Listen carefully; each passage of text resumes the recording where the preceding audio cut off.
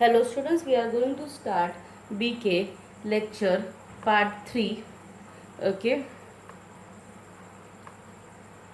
Law of law of diminishing marginal utility is a name of the question. There are basically three laws of diminishing marginal utility, law of demand, law of supply. तो तीन law है हमारे syllabus में. तो first law we are starting. Okay. Then the law में सबसे पहले statement लिखना, उसके बाद स्टेटमेंट को उसको ओन वर्ड्स में लिखना. Okay, according to the professor Alfred Marshall, other things remaining constant, the additional benefit which a person derives from a given increase in his stock of a thing diminishes with every increase in the stock that he already has. The meaning of this thing means what? We are going to make an experiment on a consumer. Consumer को हम लोग कुछ consume करने को देंगे, खाना कुछ खाने को देंगे. फॉर एग्ज़ाम्पल हमने उसको 5 एप्पल सेलेक्ट किया और 5 एप्पल खाने को दिया. फर्स्ट एप्पल उसने खाया, उसको थोड़ा यूटिलिटी मिला. सेकेंड एप्पल खाया, थोड़ा यूटिलिटी मिला. तो सेकेंड एप्पल मतलब additional benefit. Okay, additional benefit which a consumer derives from a increase in the stock.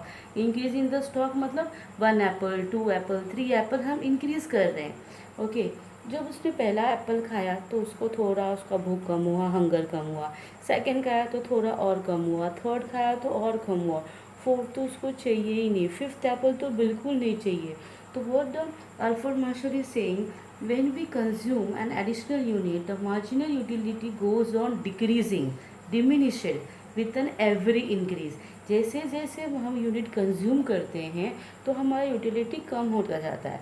Other things remaining constant मतलब we will see after that कौन कौन से अदर्स थिंग्स है.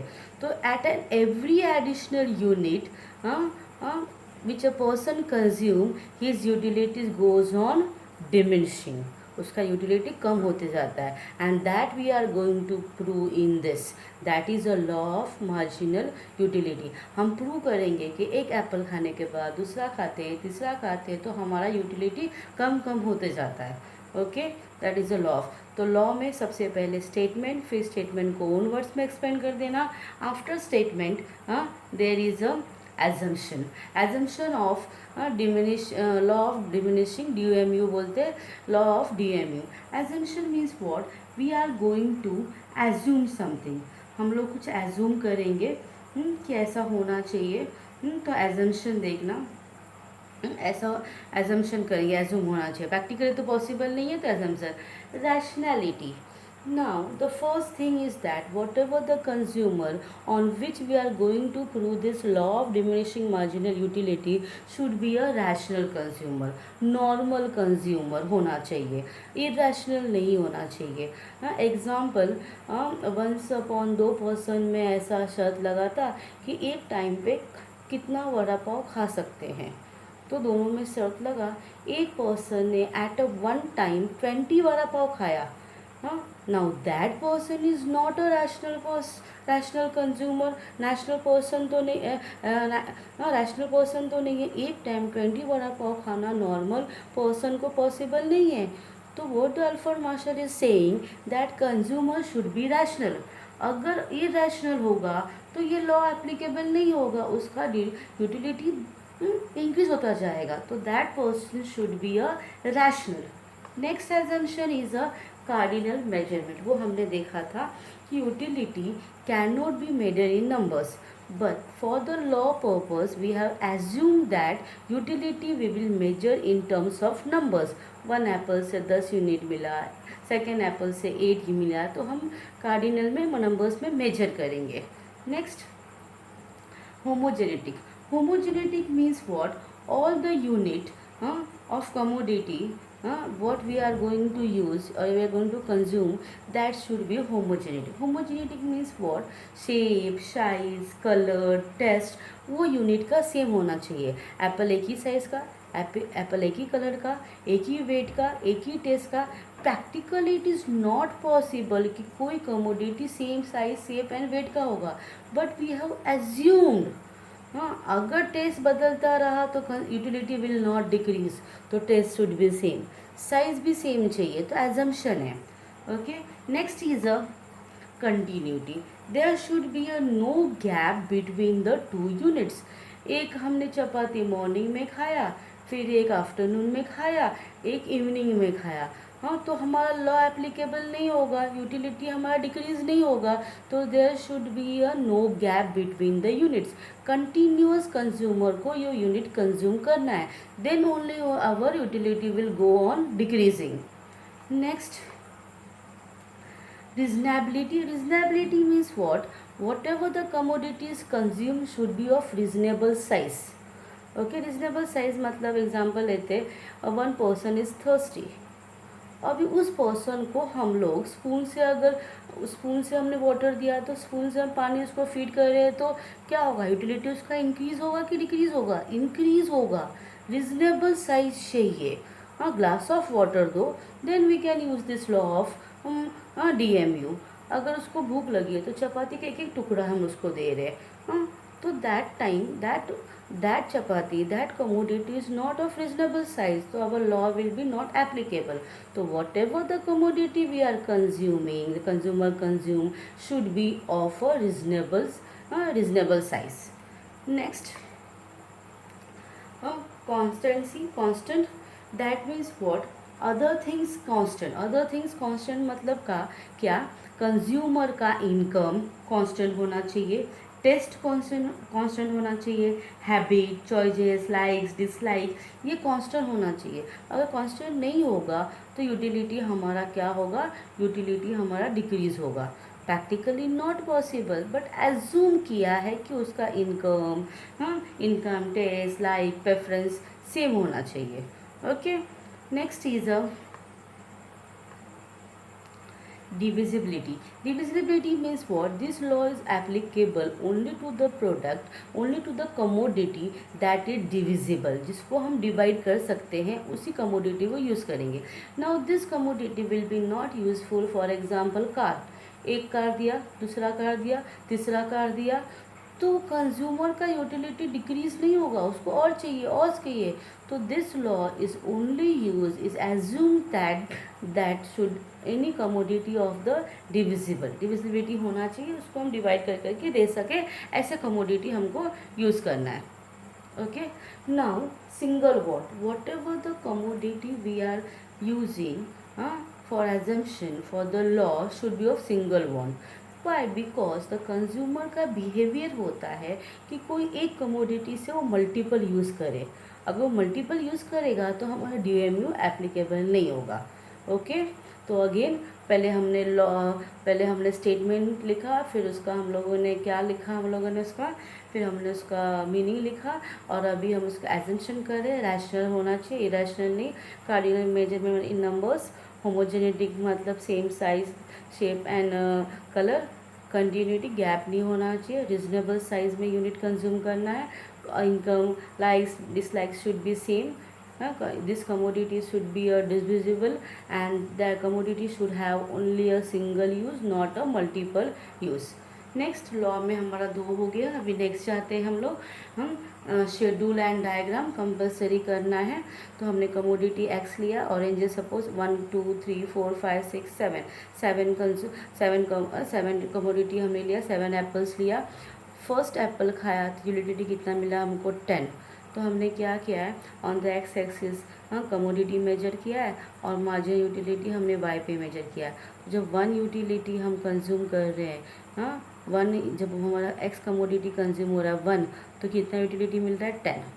2 पे 8, 2 पे 8 ऐसे ही ड्रॉ करना, 3 पे 4, 3 पे 4, 4 पे 2, 4 पे 2, 5 पे 0।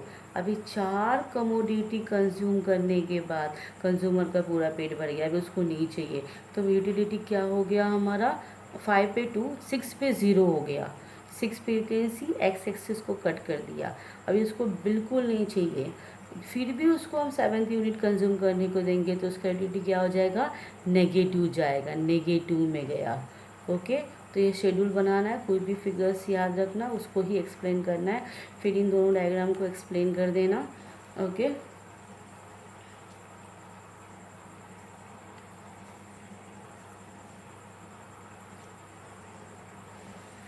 नेक्स्ट इसका एक्सप्लेनेशन लिखा है, देखना।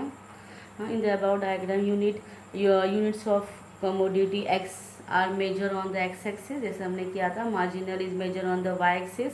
M U curve slope downward, देखा था हम लोग, डाउनवर्ड स्लोपिंग था, ऐसा डाउनवर्ड स्लोपिंग था from left to right, which shows that M U goes on diminishing at every additional, कम कम होते जा रहा है। 6th यूनिट कंज्यूम के बाद मार्जिनल यूटिलिटी क्या हो जाता है हमारा 0, हाँ, and it cut the x axis, okay, that means it is a full satisfaction हो जाता है। फर्दर यूनिट हमने कंज्यूम किया तो डिस यूटिलिटी दिखता है हमको, that is a marginal utility is a negative, okay. So हमारा स्टेटमेंट हुआ, एजम्पशन हुआ, शेड्यूल एंड डायग्राम एंड उसका explanation, okay. Next we will move out to the next question, that is called as an exception to law of diminishing marginal utility.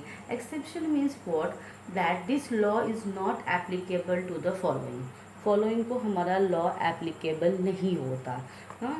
तो देखते हैं हम लोग, the first is a hobbies. Now a person, a consumer who has some hobbies, that person के लिए this law is not applicable. For example लेते हैं, consumer को ये है hobbies of collecting coin and stamp, और दो और चाहिए, उसका यूटिलिटी डिक्रीज होगा ही नहीं, डिमिनिश होगा ही नहीं, तो एक्सेप्शन में डाल दिया है। वाई एक्सेप्शन में डाल दिया है, because this hobby person does not follow our two assumption of homogeneity and continuity. मतलब क्या, उसको हम सेम कॉइन देंगे तो वो लेगा, सेम स्टैम्प लेगा वो नहीं, डिफरेंट कॉइन कलेक्ट करता है, डिफरेंट स्टैम्प कलेक्ट करता है, तो वो होमोजेनिटिक एजम्पशन फॉलो नहीं करता, इसलिए उसको एक्सेप्शन में डाला है। एंड उसको क्या कंटिन्यूस मिलता रहता है कॉइन स्टैम्प, नहीं, गैप में मिलता है, तो कंटिन्यूटी भी वो फॉलो नहीं करता, तो एक्सेप्शन में हमने डाल दिया है। तो पहले इसको एक्सप्लेन करने का क्यों एप्लीकेबल नहीं है, और फिर उसको ये भी एक्सप्लेन करना कि कौन सा एजम्पशन वो हमारा फॉलो नहीं कर रहा है, okay. Next, माइजर, a person माइजर, consumer is a माइजर, person माइजर मतलब कंजूस आदमी को कितना भी पैसा दो, और चाहिए, तो माइजर को ये law is not applicable, exception में डाल दिया है, because the माइजर is not a rational person. हमको रैशनल पर्सन चाहिए, ही is a irrational, normal human being नहीं होते, नॉर्मल पर्सन नहीं होते वो लोग, ठीक है। Next is a addiction means the person who has the habit of addiction, that is a drunkard, smoker, हाँ, ड्रंकर को एवरी पैक ऑफ लिकर के लिए उसको और चाहिए, और लिकर चाहिए, और अल्कोहल चाहिए, तो हमारा वहाँ पे ये लॉ एप्लीकेबल नहीं है, बिकॉज यूटिलिटीज़ का डिक्रीज़ नहीं होता। सेम फॉर द स्मोकर, और उसको सिगरेट दो और चाहिए, तो उसका यूटिलिटी डिक्रीज नहीं होता। Why, because that consumer, that person is not following our assumption of a rationality, he is a irrational, okay. Next, money.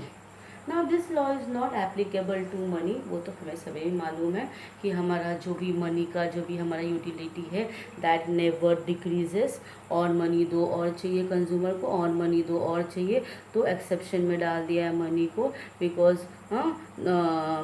Money जो पर्सन को हम करेंगे, that person will be not a rational, irrational person होगा, okay. Last one,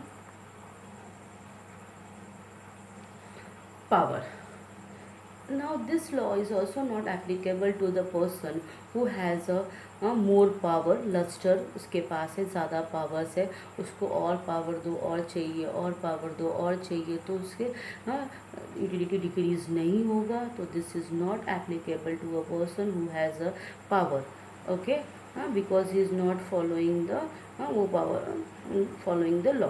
तो exception में किन किन को डाला है, हॉबीज़ वालों को, माइजर को, एडिक्शन पर्सन को, मनी वालों को भी डाल दिया, पावर वालों को डाल दिया, कि living this for other our law will be applicable, okay. Next जाते हैं, क्रिटिसिज्म के लिए जाते हैं हम लोग, हाँ। क्रिटिसिज्म इज़ व्हाट, हाँ, कि कुछ इकोनॉमिस्ट ने आगे बुराई भी की, कि अल्फ्रेड मार्शल ने जो भी लॉ बनाया है that is not right, not true. Criticise तो करने आते ही हैं, वैसे आए हैं। The first criticism was what, that unrealistic assumption. Yes, बहुत लोगों ने बोला कि जो भी लॉ का एजम्पशन है that is not real. Yes, सबका इनकम, लाइक डिसलाइक सेम कैसे हो सकता है, प्रैक्टिकली नॉट पॉसिबल। हाँ, लेकिन तो भी एज्यूम करके उसने प्रूव किया है। तो this was one of the critics. Next is the cardinal measurement. The utility cannot be measured in numbers. And how can utility he has measured in numbers? Utility can be fed. Psychological concept है, high level, low level, middle level हम बोल सकते हैं, but Alfred ने वो cardinal assume किया। Individual goods के बारे में लॉ ने तो कुछ बताया है ही नहीं। Okay, about TV, fridge, car, this law is not applicable to the individual goods. Constant MU of money, money के लिए मनी के लिए लॉ तो एप्लीकेबल ही नहीं है। और मनी एक ऐसी चीज़ है जो प्राइजेस, इनकम, सब कुछ हमारा मनी के ऊपर डिपेंड होता है। And he has neglected, he has ignored money. Okay, then a single one, a consumer never tries that कि एक कमोडिटी से उसका सिंगल यूज़ हो। हम हमेशा ट्राई करते हैं कि एक कमोडिटी से हमारा मैक्सिमम यूज़ हो। हाँ, तो these are the negative points of the law. अगर क्वेश्चन में पूछा है क्रिटिसिज्म तो ही लिखना, अदरवाइज नहीं लिखना। Okay, next is the significance of law of diminishing marginal utility. Significance मतलब इम्पोर्टेंस, यूजेस, कौन कौन ये यूज़ करता है। तो first is DMU is use by the consumers. Yes, हम कंज्यूमर भी DMU यूज़ करते हैं, बट हमें मालूम नहीं पड़ता। यस, वेन एवर कोई भी कमोडिटी हमको मैक्सिमम यूटिलिटी देती है उसको हम पहले परचेस करते हैं, उसको हम परचेस करते हैं। जो यूटिलिटी कम देती है उसे हम परचेस नहीं करते हैं। अगर हमने 50 रुपीज़ दिया है तो 50 रुपीज़ का हमारा पूरा वसूल होना चाहिए, हमारा पूरा यूटिलिटी हमें मिलना ही चाहिए। वैसे ही कमोडिटी हम परचेस करते हैं। तो even the consumers follows the DMU for purchasing any commodity. Even the government uses DMU for framing the policies. कौन सा पॉलिसीज़ गवर्नमेंट फ्रेम करती है, tax policy, trade policies, pricing policies के लिए भी ये करती है। तो जिसका DMU हमारा DMU पे हमारा डिपेंड होता है टैक्स पॉलिसी। DMU जिनका डिक्रीज़ होता है उसका हम लोग कम टैक्स करते हैं, जिनका इंक्रीज़ होता है उसको हम लोग ज़्यादा टैक्स करते हैं government. Now this is a very important point, paradox of value. DMU also explains, helps to study the paradox of value. इसमें हमको क्या लिखना है, value in use and value in exchange. Some commodities are high value in use. हम ज़्यादा use करते हैं, और जो उसका एक्सचेंज वैल्यू रहता है, मनी वैल्यू रहता है, जिस मनी देखो जो हमको मिलता है, कभी कभी वो ज़ीरो रहता है या लेस रहता है। ज़ीरो मतलब फ्रीली मिलता है। फॉर एग्ज़ाम्पल सनलाइट काफ़ी ज़्यादा यूज़ है बट फ्रीली मिलता है। वाटर कम वैल्यू हमको पे करना पड़ता है। ओके, एयर वो फ्रीली मिलता है। सेम वे कुछ कुछ उल्टा होता है। हम कम यूज़ करते हैं, value in use is less but value in exchange is more. पे करते हैं हम ज़्यादा बट हमें उसका यूज़ कम होता है।